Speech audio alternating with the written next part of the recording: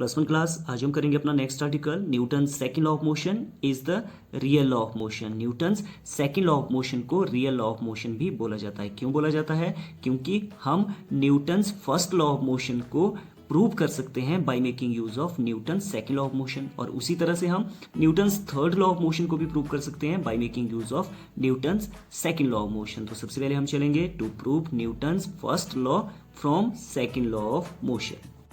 According to Newton's second law of motion, the external force capital F applied on a body and acceleration produced A are related to each other by the relation F is equal to ma, जहाँ पे m रहेगा मास, a होगा acceleration और F is the force। If no external force acts on the body, तो क्या होना चाहिए? तो फिर एक्सटर्नल फोर्स F की वैल्यू होनी चाहिए 0। तो हम F is equal to 0 put करेंगे इस इक्वेशन में, तो हमें मिलेगा 0 इज इक्वल टू ma या फिर A is equal to 0, which means if no external force acts on the body then acceleration produced is equal to 0। हमें पता है, we know that v is equal to u plus at, where a is the acceleration, t is the time, u is the initial velocity and v is the final velocity of the object। तो फिर अगर हम acceleration a is equal to 0 put करते हैं इस equation में, तो हमें मिलेगा simply v is equal to u या फिर final velocity is equal to initial velocity। It implies that if no external force acts on a body then the body initially at rest, अगर u की value 0 होती है, will remain at rest, तो फिर v की value भी 0 होगी। और if it is moving with velocity u then it will continue या फिर keep on moving with the same velocity v equal to u।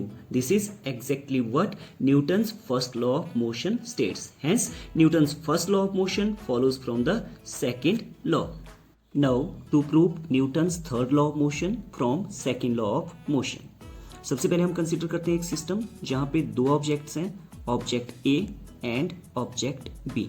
These are mutually interacting with each other such that there is no external force acting on the system.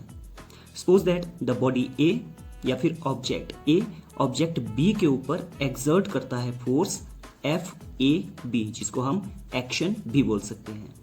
उसी तरह से suppose कीजिए जो body B है, object B है, ये exert करती है ए के ऊपर force F B A. It is the reaction.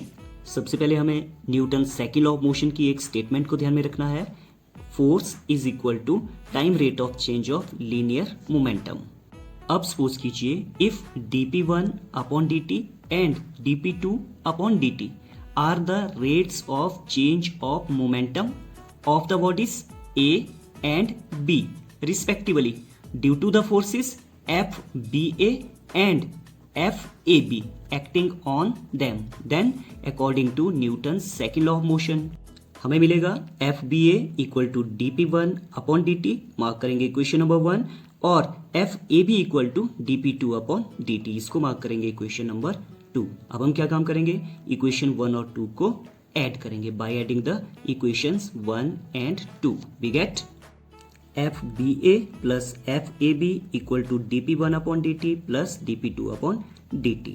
हम लिख सकते हैं FBA plus FAB equal to d upon dt P1 plus P2, लेकिन हमने बोला है since no external force acts on the system the total momentum of the system must be constant, that is the time rate of change of momentum of the system should be 0। तो हम लिख सकते हैं FBA plus FAB equal to 0 या फिर FAB is equal to minus FBA, that is action and reaction are equal and opposite, hence the Newton's third law of motion follows from the second law।